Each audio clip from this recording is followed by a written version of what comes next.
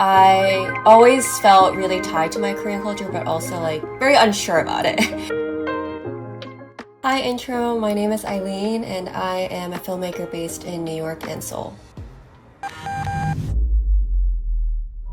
I was born and raised in Korea and then I came here to New York where half my family is actually.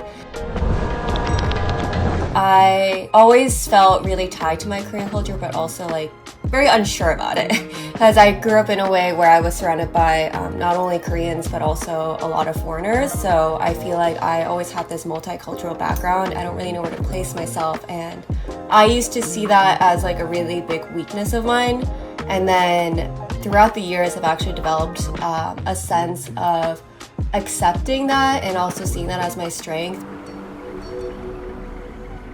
I have had a producer recently tell me that my style is elevated grit, and I think that's like a perfect way of categorizing my work. I think there is a large responsibility on the brand side as well to bring me in for my visual style, and it's just a mutual understanding that we have to cooperate on this together to make everyone really happy about the end result. That Samsung job was really special because it was a job promoting a bunch of artwork that is right now doing a tour in the US. It started off in Korea. I love art and I love Korean culture. I also thought it was really interesting. There's the timing of it. I just feel like Korean culture is trending right now. So I'm like, how do I bring more history into it? And that's what this exhibit is really about. I wanted to link all the artwork symbolically to these really important Korean talent that we see right now and just use abstract imagery but still maintain a really honest voice. I feel like a large gripe with me and my work or what I'm hired to do is a lot about my identity, and what people don't know is that I like love action movies and I want to make car commercials. Like I want to live in that world and make sci-fi things. So I'm actually currently working on a documentary about the first drifting club on the East Coast founded by Alexis Ormeaux. It's very parallel to my life, where she wasn't accepted in the drifting community because she was a woman, and then she's like, I'm just gonna do what I want to do and make my own drifting club, and it's gonna be female centered.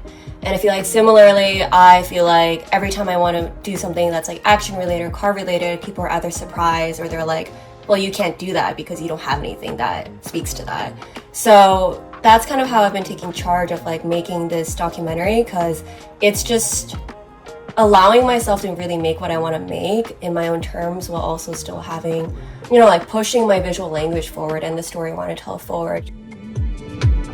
I feel like doing one thing is really boring, so I've always wanted to do everything, and each one like scratches the itch of another, you know. Like I feel like commercials, they bring in the money and you have all this money to do what you want. The downside is that you have to just listen to whatever client wants. I feel like music videos, they're like the most creative way you can really, it's art. I really think the collaboration between musician and filmmakers is like really artful. The downside is that you're dealing with a lot of personalities and there's never money. Whether it's in my documentary or my short films, it's really about the stories that I want to tell and want to push forward, but that really is on my own terms, on my timeline. So I would just say, like, listen to what you want to do and what your heart desires, and then that path will just, like, you will just go on that path, or you'll figure out what you want eventually. I don't think there's really a point in trying to like really lock yourself into anything. Just do whatever you want and like mess up, make bad stuff, make poor choices, and then eventually you'll find your way. And listen to everyone's advice, but take everything with a grain of salt.